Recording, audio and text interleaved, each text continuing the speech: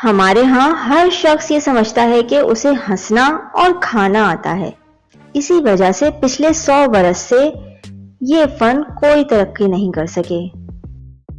عام طور پر یہ سمجھا جاتا ہے کہ بد ذائقہ کھانا پکانے کا ہنر صرف تعلیم یافتہ بیگمات کو آتا ہے، لیکن ہم اعداد و شمار سے ثابت کر سکتے ہیں کہ پیشہ ور خانسامہ اس فن میں کسی سے پیچھے نہیں۔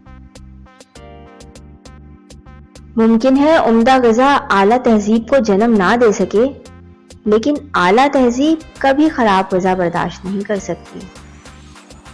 دوزخ میں گناہگار عورتوں کو ان کے اپنے پکائے ہوئے سالن زبردستی کھلائے جائیں گے۔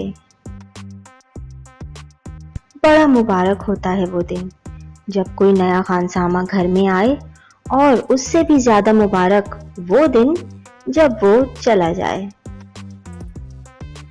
اشیاء خوردنی اور انسانی معدے کے ساتھ بھرپور تجربے کرنے کی جو آزادی باورچیوں کو حاصل ہے، وہ نت نئی کیمیاوی ایجادات کی ضامن ہے۔